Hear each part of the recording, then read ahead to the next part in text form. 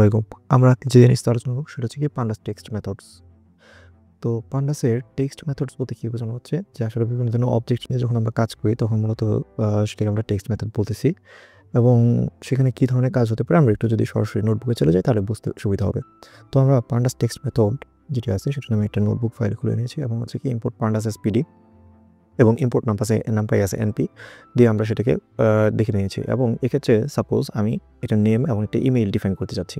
Suppose আমি একটা name define করলাম যে নেম যে পাল্ট হয়েছে জামিলুর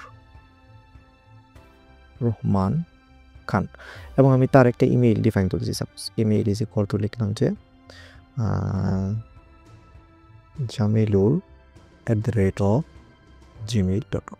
ঠিক আছে, তাহলে আমি যদি নেমকে দেখি এবং ইমেইলকে দেখি তাহলে কিন্তু আমরা খুব সহজেই এখানে দেখতে পাচ্ছি যে আমাদের নেম একটা স্ট্রিং টাইপের অবজেক্ট বা হচ্ছে আমরা যদি একটু দেখি যে টাইপ অফ নেম দেখেন সে আমাকে str রিটার্ন করতেছে। ঠিক আছে, তাহলে একটা নেম হচ্ছে একটি স্ট্রিং টাইপের অবজেক্ট এবং ইমেইলও কি একটা স্ট্রিং টাইপের অবজেক্ট এবং এক্ষেত্রে আমরা যখন এই স্ট্রিং টাইপের জিনিস নিয়ে কাজ করব ঠিক ওইটাকে বলতেছি আমরা কি যে পান্ডাস টেক্সট মেথড।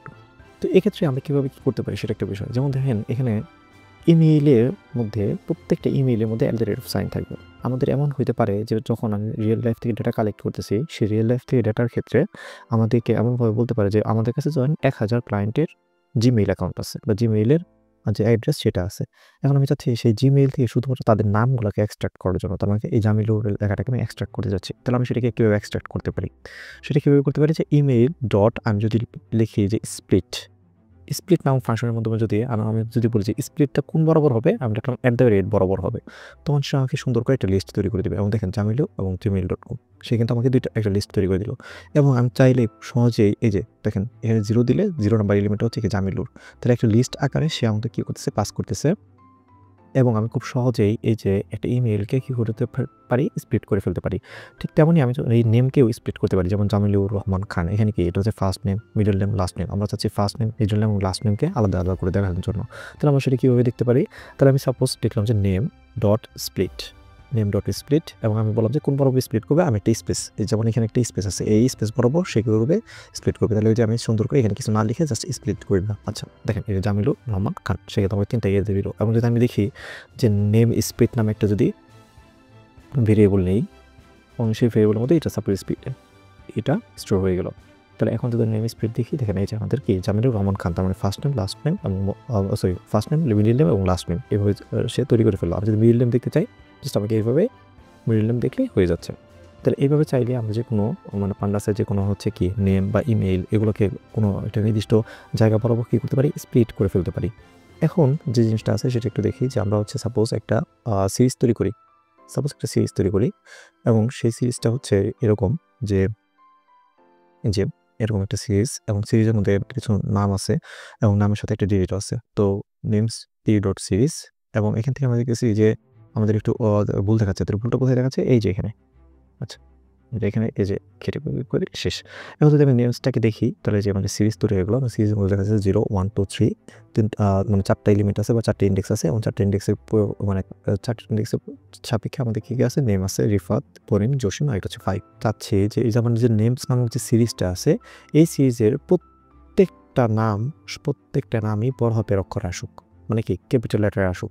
তাহলে এই যে রিফাতের আরটা ছোট হাতের বড় হাতের এবং বাদবাকিগুলো কিন্তু ছোট হাতের, তাই না? স্মল লেটারে। তাহলে আমি চাচ্ছি না সবগুলোই কি হচ্ছুক আমাদের ক্যাপিটাল লেটারে আসুক। তাহলে আমাদেরকে এখানে কি ফাংশন ইউজ করতে হবে? আমরা চাইলে এই নেমস নামক যে আমাদের সিরিজটা আছে সেই সিরিজের মধ্যে str.upper নামে একটা ফাংশন আছে সেই ফাংশনটি অ্যাপ্লাই করে দিব এবং দেখেন এখানে সুন্দর করে এখানে কিন্তু এইভাবে চলে আসছে যে রিফাতের ক্ষেত্রে যে রিফাত বড় হাতের শব্দটা আসছে, করিম বড় হাতের আসছে, ঠিক আছে, বা ক্যাপিটাল লেটারে আসছে।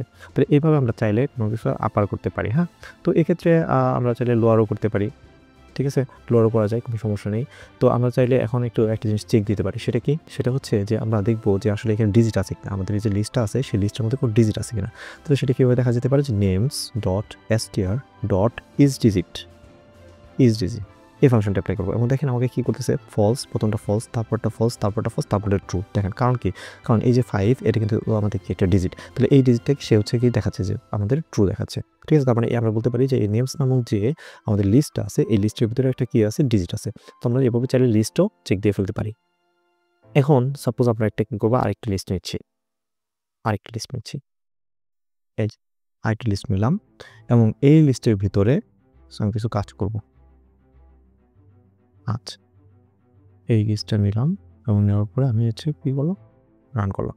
রান করার পরে আমি জাস্ট হচ্ছে মেসি যে লিস্টটা আমি এটাকে দেখতে চাচ্ছি বা সিরিজটাকে দেখতে চাচ্ছি। দেখেন এই যে সিরিজটা, এই সিরিজটার মধ্যে আপনারা লক্ষ্য করলে কিছু জিনিসপত্র দেখতে পাবেন। সেটা হচ্ছে প্রথম যে ডাটা আছে এই ডাটা রিফাতের পরে এখানে অনেকগুলো স্পেস আছে, ঠিক আছে।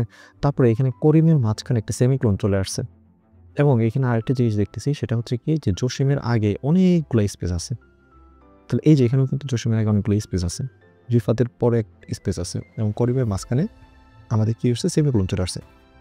তাহলে এই যে এই ধরনের মেসি নামগুলো যেগুলো আছে বা ধরনের এরকমভাবে টেক্সটের মধ্যে ধরনের অনেক সময় অনেক প্রবলেম থাকতে পারে যখন আমরা অনলাইন থেকে ডেটা কালেক্ট করবো। বিভিন্ন সময় এই ধরনের যে টেক্সটের টাইপের ডাটাগুলো কি করা লাগতে পারে, হ্যান্ডেল করা লাগতে পারে। তো আমরা সেখানে কীভাবে আসলে হ্যান্ডেল করবো এটা একটা বিষয়। তো এখানে দেখেন আমরা 3 ধরনের ফাংশন অ্যাপ্লাই করছি। একটা হচ্ছে কি রিপ্লেস ফাংশন, আরেকটা হচ্ছে কি স্ট্রিপ ফাংশন, আরেকটা হচ্ছে যে স্ট্রিপ 0। আচ্ছা ঠিক আছে, তাহলে আসলে আমাদের বুঝতে হবে যে আসলে রিপ্লেস এবং স্ট্রিপ এই দুটার মধ্যে কাজ কী। আচ্ছা, রিপ্লেস ফাংশনটা হচ্ছে দেখেন এখানে সেমিক্লোন আছে, আমি চাচ্ছি যে এখানে সেমিক্লোনটা থাকবে না। সেমিক্লোনটা না থেকে কী হবে, সেমিক্লোন বদলে জাস্ট ফাঁকা একটা জায়গায় জিনিস আসবে আর কিছুই না।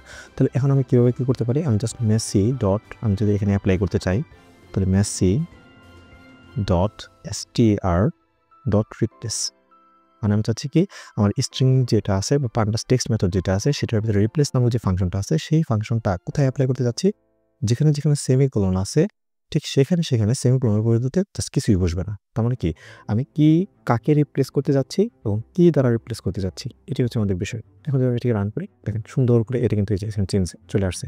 করিমের মধ্যে যে করিমের কে এর পরে হচ্ছে কি সেমিকোলন ছিল এটাকে এখন নাই। তাহলে আমরা সুন্দর করে এটা নতুন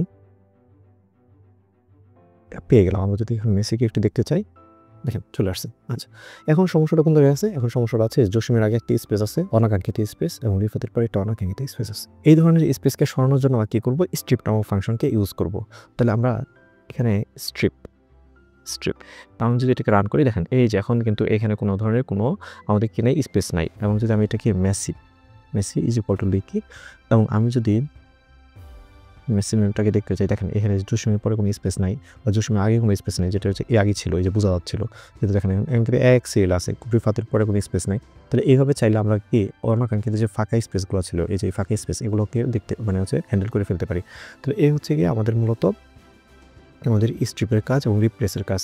এবং আমরা চাইলে পুরা ডেটার উপরে বা পুরা যে আমাদের লিস্টটা আছে সেই লিস্টের উপরে আমরা চাইলে কোনো একটা ফাংশন ইউজ করে সেই ফাংশনের মাধ্যমে সম্পূর্ণ কাজটা সম্পন্ন করে ফেলতে পারি।